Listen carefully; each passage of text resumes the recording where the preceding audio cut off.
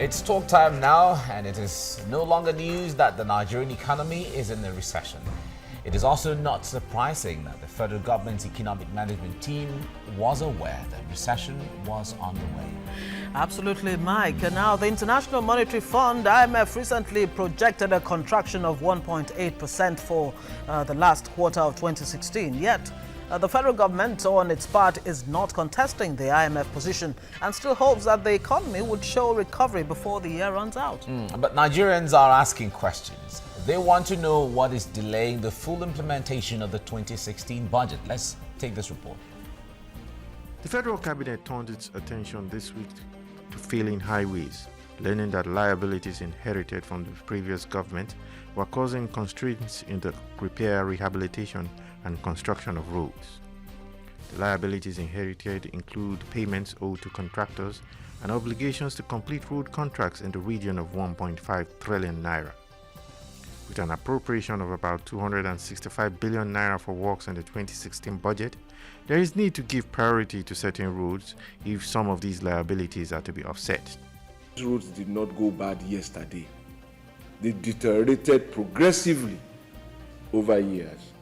They deteriorated at a period when we had the resources and we did not address the problem. We will not award any new road contract. We will deal with the over 206 roads that we met that have been awarded and not funded for over 3 years. The Power Works and Housing Ministry believes the situation is further compounded by the fact that some projects proposed in the 2016 appropriation bill were taken out and replaced by lawmakers, making it difficult to balance between paying liabilities and embarking on new projects. Certain sections of that road were removed from the budget when we presented it. So it is not the entire stretch of the road that is bad. Wherever our roads have difficulties, not the entire stretch that is bad, it is sections that have failed. Sometimes there are sections, 40 kilometers, 30 kilometers, that define the traveler's experience there. If we are doing Benin Abuja road, give me the total budget of whatever it is. Don't budget it by section. Council also looked into the need to decongest a prison population in the country of 650,000, out of which 70% is awaiting trial. The Federal Executive Council also approved a contract of 3.5 billion naira for the purchase of operational vehicles for the Nigeria Prison Service, which would serve as a stopgap towards addressing the shocking lack of logistics bedeviling the service. We presented a memo for the procurement of 320 operational vehicles for the prison service at the cost of about 3.5 billion naira. This procurement is from local manufacturers, assemblers, and vendors within Nigeria. The effort is to follow through government policy to ensure that most of the procurement of equipment and such vehicles are done locally. Council acknowledged the need to adjust the Criminal Justice Act to make provisions for non-custodial alternatives in penalizing those that run foul of the law. Tai Amudu, TVC News, Abuja. All right, with us is an economic and management strategist, Remy Adeyemi. It's good to have you join us right now. Thank you very much. Thank you. Now, the budget, let me start with the budget of 2016 broke record. Okay. Because there has never been a budget like this in the history of Nigeria. That's right. And Nigerians had a lot of hope that by the end of the year, Nigerians would have seen a lot of transformation in their infrastructure, in the economy, agriculture, even in petroleum, and so on. Now, we are just about, we're in the last quarter of the year, 2 months to go. There are preparations for the budget of 2017, with the peg around the 6.8, another 6.8 trillion, as the case may be. From your assessment, how would you rate the performance of the 2016 budget? Well, so far, let's just give credit to the present government, all right? Now, to have even come up with the budget in the first place is something. all right, because really you cannot talk about anything in any economy if you do not get the budget right. Having said that, I think also that the question we should be asking is not about, the 2016, 2017, because the problem that we've been having has always been the short-term thinking. Okay, people think short-term, including the government in a way. But we want to see if we're going to get out of this, we need to start thinking long-term. 5 years, 15, 20 years. Okay, so when we do that, okay, that will help us know in 20 years' time, this is where we are going to be. And these are the practical steps that we are going to take to get there. Okay, so then we can hold the government responsible to say, oh, you told us 5 years ago that by this year we will be in so place. And before I lose my thoughts on some of these things, let me say this. You cannot build a nation without first building the people. That is the law, the formula of nation building. You build first the people, then the people build institutions, the institutions build the infrastructure upon which the nation is eventually built. If you have it the other way around, you're just wasting time. And that's what has been happening in Nigeria for a long time. Okay? We keep, yes, infrastructure is good. Yes, you know, all the amenities, everything is good. But watch this. You want to build your road now. We're talking about recession. Maybe the first question we should be asking is, how did we even get here in the first place? You want to build your road now. I bet you're probably going to call maybe an expatriate company, all right? It's not going to be a Nigerian company. I can guarantee you that, okay? Why that? Number one, so that means that you have brain flight. The job that you should create for your people is going outside, and that is the truth. It may be bitter, but that's the truth. That means that if the people are first being built, okay, then they would have had their own institutions, which will now build the roads for us. Take, for example, the companies you're calling in from different parts of the world right now, they started somewhere. They started by constructing maybe 1 kilometer, 2 kilometers, 5. They made their mistakes, they got it right, and now they are exporting those, you know, that kind of talent, and they're here. Nigeria should begin to think like that. Let's begin to... It's very profound what you just said. Now, build the people, and then, you know, all of these other things can, you know, develop on the foundation you've laid. What you're saying, in effect, is that we have not even laid the foundation yet. At all. You know, for all of these projections, whether you're talking about the budget and all the other things, you know, that we have as a vision, for those things to become reality. So where do we start from? And how do we even begin to build the people? When you talk about building the people, in what way? Okay, fine. Thank you very much for that question. Now, in any society, you have different institutions, or I should say systems, okay, that guide the, you know, the growth of such society. I want to put 3 countries in view. Number 1, Dubai. Number 2, Singapore. And number 3, Israel. Okay, so I want us to have those countries at the back of our mind. I've been opportune to be in Singapore, stay there for a while. And in the history, this was just a country that started out many years ago, okay? And in just less than 20 years, so to say, they got it right, all right? Now, come to Dubai as well. Dubai was a desert at a point in time, but today everybody wants to go to Dubai, all right? Now, also the turnaround time was around 20 years. Nigeria is about 56 years now, all right? Now, that means that we have enough time. So once we get the systems right, the first system we need to look at, which I see there is a disconnection, is the education system. Because you can't build anything apart from education. So the education system, in building it, number 1, the education system has to be in sync with the happenings of the society. You cannot say, I mean, just go to some of higher institutions we have now, and let them give you their what's it called now, their curriculum, you know, what they're studying. I bet you will still have. I mean, the other time I asked, some years ago though, I asked one of my friends' kids was like, they're still teaching them COBOL. COBOL is a programming language. I mean, I used COBOL when I was maybe a baby. Let me put it that way. And they're still teaching COBOL. They don't use COBOL anymore, at least to my knowledge.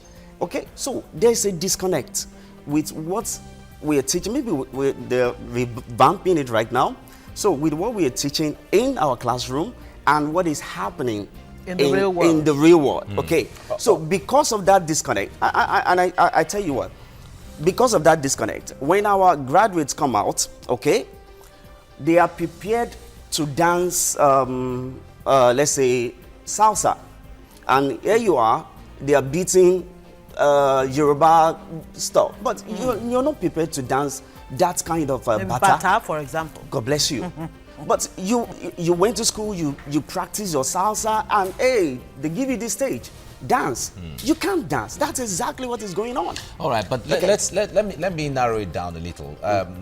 I'd like to take it from the Dubai, Singapore, and Israel example, the scenario you're painting.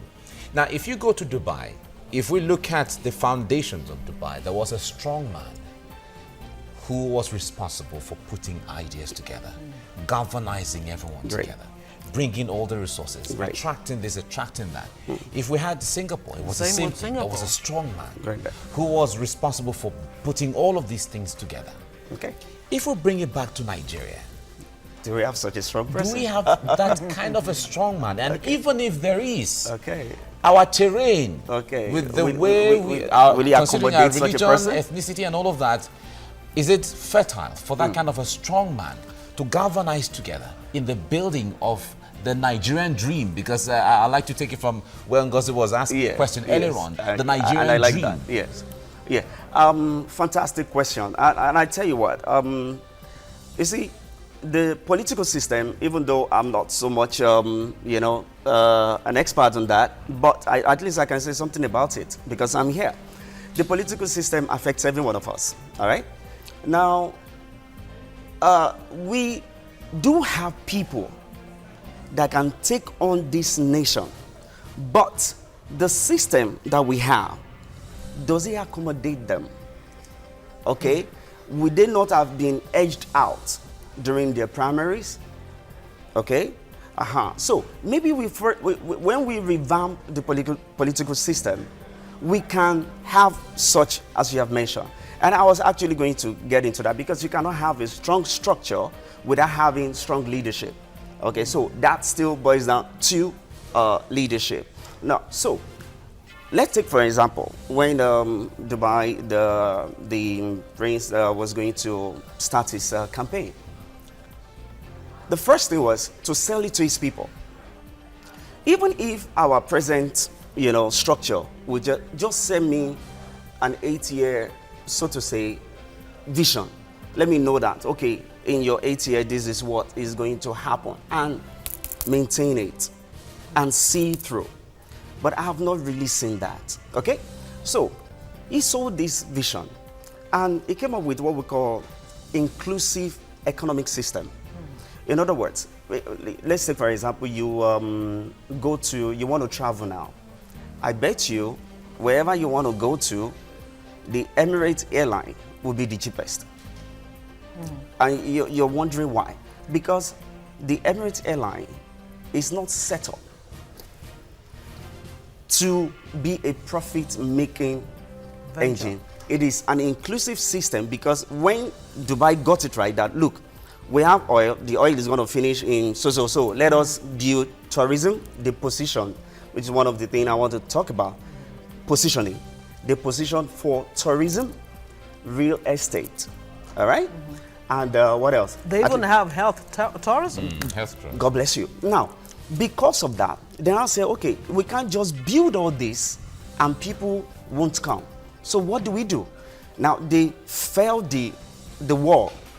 That's why you can go to Dubai without visa. I mean, as of then, I don't know now. It's been long I traveled, but there. So without visa, 30 days. What does that tell you? Come and see. It's more like, okay, we have it now. Come and see. I bet you when you get into Dubai, you will spend nothing less than $100 before you come out. Now multiply that by maybe 100 million people visiting in a year. You begin to get the feel. They're taking you maybe to US or to UK, anywhere. They first stop over. And even on the issue of Dubai that you talk about, I am aware that, you know, the structure, you know, Nigeria, we've been talking about the true federalism, need to restructure and all of that. In Dubai, for example, it is the municipality that actually drives the economy and whatever vision that bottom up. It's bottom up and not, you know, top bottom. But before we deviate from what we're really discussing this morning, which is the outlook, you know, for 2016, there seems to be conflicting projections. The IMF says the economy will contract by 1.8% and all of that. Okay. Kemi Adeosun, the finance minister, says by the third quarter of 2016 that we will begin to see signs of recovery. Putting these two projections, you know, side by side, what do you make of it? I mean, are there signs at all that the Nigerian economy is, you know, beginning to recover? Okay. Is it that, you know, we actually put things in place for that to happen? Okay, now, I'll say this. It depends on where you're looking at it from. You're sitting here, if I tell you to look at my hand, you'll probably see my hand being black, but I'm looking at it and saying my hand is probably, you get it. So the IMF may be looking at it from another perspective, and the minister may be looking at it from another perspective.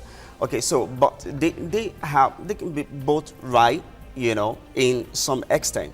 But then it still boils down to one thing. It doesn't matter whatever anybody says. It is what we are going to do. And this is how we are going to do it. Okay, so the moment the government says, okay, you know what, this is what we, I mean, it's not a rocket science thing. You come up with this, we're going to inject so into this sector, all right? Like one of the you know, what we're trying to push out to maybe some of the people out there is this: look, unlock certain sectors. I'll give you an example, which of course is going to help us to answer this better. Right now, the entrepreneurial field, that group, is not getting the necessary attention that it should get. And I tell you, you probably will not be able to do much impact until you fix that. Because those are your foot soldiers. They are the ones that will employ the people that you're talking about. They are the ones that will do the figures that make up the formula where the minister got answers from and IMF got whatever answers from. They are the ones that will make that number happen. Okay, so if you lock up, for instance, we did a research, the hide and scale, for instance, we have enough hide and scale. The same thing that is happening to the oil and gas is what is happening to almost any sector of the nation. You take the raw material out, you go and refine, then you bring the refined product in, and then you sell at exorbitant, you know. So, and we're like, why don't we do something? Yes, we have infrastructural issue, we have the light issue, we have that. And we did that research, we discovered that a particular machine that is going to be used to really make the shoe come out, you know, with good quality, cost about 20 million naira. Okay? And I'm like, how will an entrepreneur buy that and break even? So this is where the government comes in. You know what? Let us buy this machine for you. Let us set up a holding kind of company that will, you know, supervise. It's just like when we were growing up, my mom used to send us to go and grind pepper outside, and that didn't we all? grinding machine.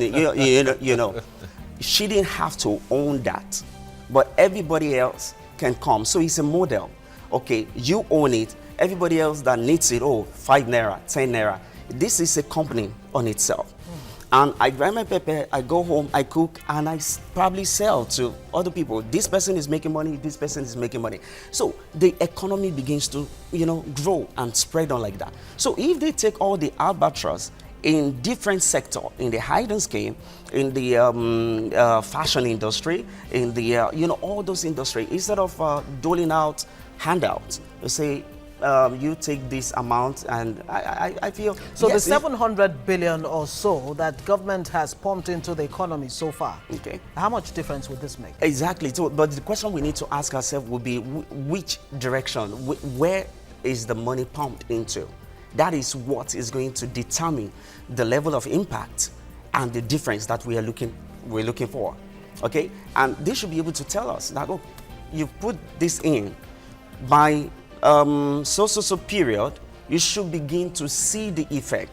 And this is why Nigerians are complaining. Yeah, but let's look at it from the ideal perspective. Okay. We all know that there's recession. Whether the IMF sees it differently or the Nigerian people sees it differently, we know that the average Nigerian knows there's a recession and he feels the pinch.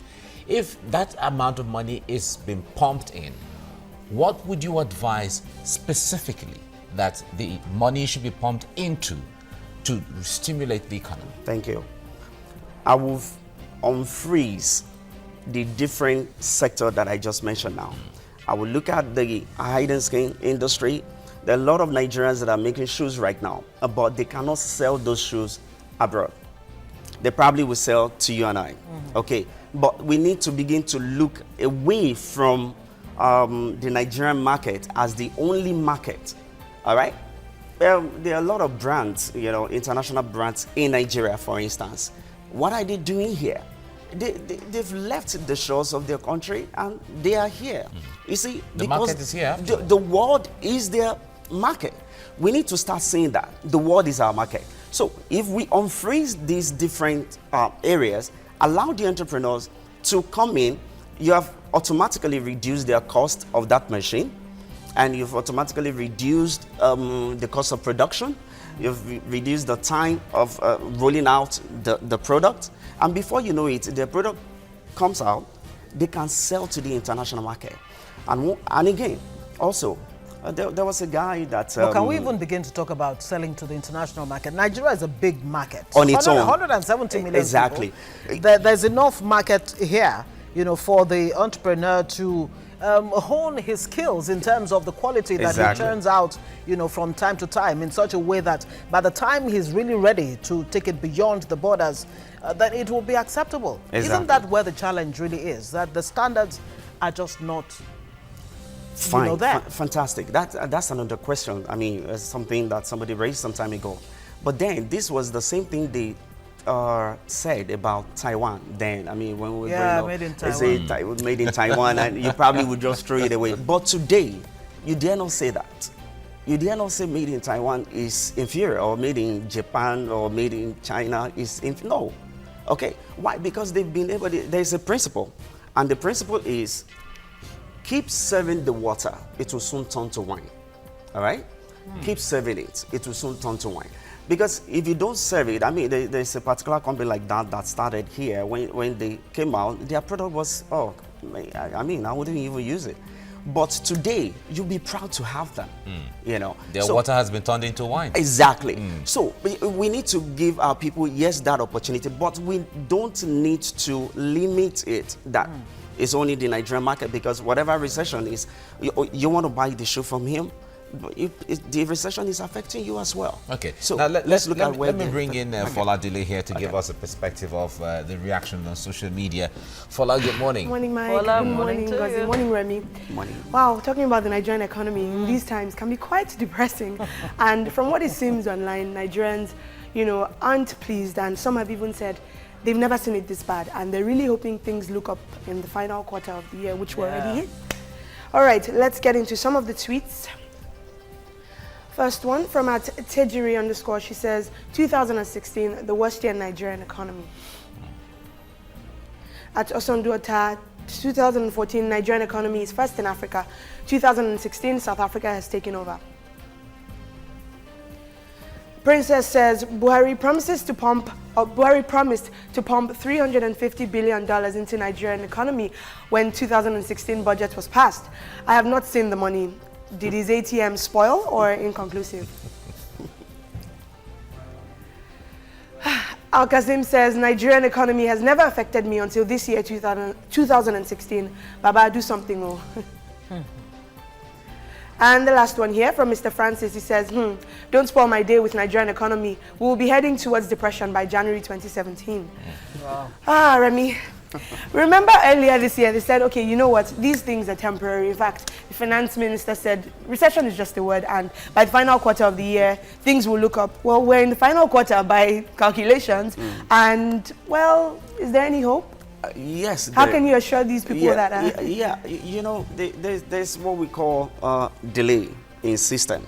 Okay, for instance, you take Panadol, you have headache, you take Panadol, something that, or paracetamol, and immediately you take it and you feel, oh, the headache is still there, all right, and you say, oh, let me take again. You probably would die of, overdose. Okay, so when you take, you chill, it's going to have its effect. And I believe the government of the day is sincere so far from what we're seeing, okay? At least judging by what they are saying, okay? So we feel that, yes, let's see how it's going to turn out. It may be a bit slow in kicking in, the effect in kicking in. But I believe it is going to kick in, and it's going to kick in real good. Oh, so you should be patient and have faith. Well, the question out there from these people on the social media, they're going to be asking, what Panadol has Nigeria taken so far? Yeah. But Fola, thank you. Thank you. Thank you, Fola. Yeah. Okay, now let's take it from this perspective. The issue of oil. Nigeria has been a mono economy, everyone has analyzed over the decades and so on. We saw the militants blowing pipelines, and the excuses were that the lack of production has really affected revenue generation in Nigeria, and then the global price as well that went down. Now things are appreciating. Production of crude oil is stabilizing, and even the price. Even the price going up. It's going up on the global market. Considering where the budget is exactly is placed on. Is it likely that that seemed to be the antidote that will bring Nigeria back to where it used to be? I'm not totally sure about that. No. You see, Nigeria so far has learned her lessons. I believe that. We know that mono economy is not good. It's not good. You see, and even what we are facing right now, it's not something that we did not expect. We expected it, except we're going to be fooling ourselves. We expected it. You don't expect that you have a mono economy and anything. That's one point of failure. Single point of failure. That means whatever happens to that, there's no redundancy.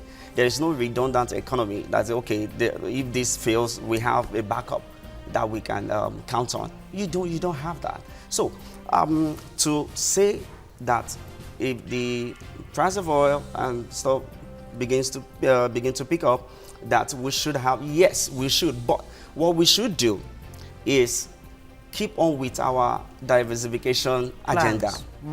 Okay, it's very, very important. I mentioned positioning the other time. Nigeria needs to be positioned for something, all right?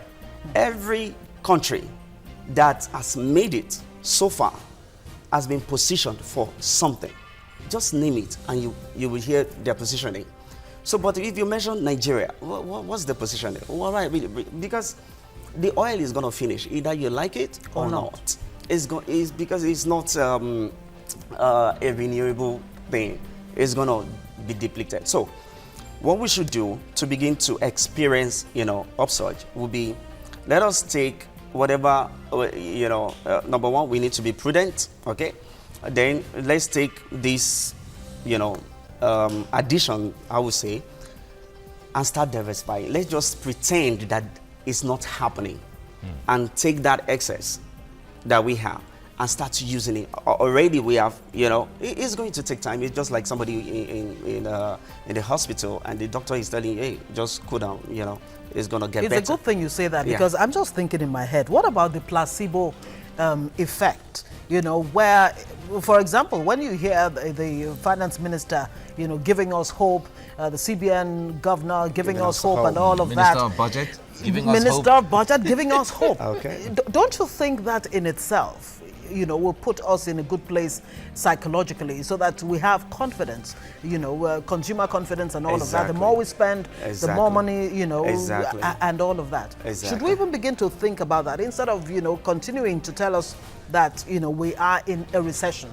That's by the way, really. Now, there's a new report by the IMF. I'm not sure if this is really a very current report. As at Wednesday, I actually took, you know, I did a double take on that. That Nigeria's economy has overtaken those of South Africa and Egypt. And that is in spite of the current challenges that we're going through now. Well, I know a lot of people are going to dispute that. Yes, indeed. Because you know, when you're considering the power of the naira against the dollar, because we're still pitching that against the dollar. Well, there seems to be some kind of improvement, you know, when it comes to, you know. Then again, in addition to that, PricewaterhouseCoopers says Nigeria's GDP may hit $1.45 trillion by 2030, and that is if corruption is reduced drastically, like it happened in Malaysia. And of course, it talked about other, you know, indices or levers, ease of doing business, enhanced labor productivity, reduction in corruption perception, and all of that. Exactly. Yes. Now, what's IMF has said, I believe it. All right. Yes, it may not look like, but you see, Nigeria is still big. Just take that. It's still big in terms of economy, and comparing with the countries that we have mentioned, South Africa, Egypt. South Africa, Egypt. When you consider number one, its population, okay, then the resources. We have the resources. Yes, it might have been a matter of mismanagement, okay. So if we get it right, therefore, how will that translate to, and mind you, some of these things are still projection. If this is there, like the PricewaterhouseCoopers report that you just read now, okay, if corruption is curbed, if production, you know, is jacked up, and all these things, and I tell you one thing, everything still comes back to what we talked about earlier, leadership. Okay, so once we get the right leadership that does not, you know, allow for any kind of nonsense, I'll put it that way, you know, the economy is going to pick up. The economy is going to be stabilized. But then, I still maintain this, that let us just not talk about how do we just get out of this. Else we will just be having palliative measures, okay? And we will just have a relief temporarily, all right? And we will still continue with our lifestyle, and nothing has changed. Only for that thing to happen again that will shake us. And because Nigeria is good at that. We are always reactionary. You know, oh, this is happening. But this is not the first time we're going to have recession like this. I mean, we had, what's it called now? SAP, you know, we had, you know, we've had series. Yes, and we came out of them. But what we did not come out then was a definitive structure. Where are we going as a nation? I like, by my practice and training, I like it. If you tell me this is what you want to do, I want to see how do we sustain it. Are we just going to do it for the, you know, paparazzi's sake? And I feel with my politician friends, they want to come up with a project. Okay, they need to come up with a project that you can see and tell them they are working. But it goes beyond that. It goes beyond that. It definitely goes beyond that. Now, if we're really going to have it right, let us strategize. Let's say in 20 years, this is what we are going to do. Agree, this is what's going to happen. And put capable leadership in each of those sectors. Do we need to bring back those 5-year, 10-year development plans that we used to have? That's not, don't get me wrong on that. Now, yes, we've had all those ones that you probably would, and we've forgotten about. And the Vision 2020. Exactly. No, that's not what we're talking about. Development plans and rolling plans and so on. Okay, so when you say, like for instance, if you say you're going to work with the people, let me quickly put this in. The agri sector, for instance. What if we come up with a plan that, you know what, Our product, like one of my mentors was telling me the other time, somebody came to him and like he transports some raw produce from here to there. But the challenge he was having was that before he gets there, the thing is ripened, okay? And it gets spoiled, probably. And if he has to freight it, it's going to be more expensive. So what should he do? Which is what we should be talking about. How do we help this guy? If we open up that channel, and it just gave him a simple idea. You know what? Lower the temperature of the container, whatever it is. Okay, so that means that if we're going to be transporting goods like this, you need to have a refrigerated kind of container. It preserves them. So what you're talking about is deliberateness in terms of policy. Exactly. We're not able to touch on the issue of fiscal policies that seem to be lacking on the part of government, which some experts like yourself have touched on. Oh, well, we'll have to leave it there. Thank you so much. Remi Adeyemi, economic and management strategist, looking at the outlook for Nigeria's economy in 2016. Thank you very much for coming. Thank you.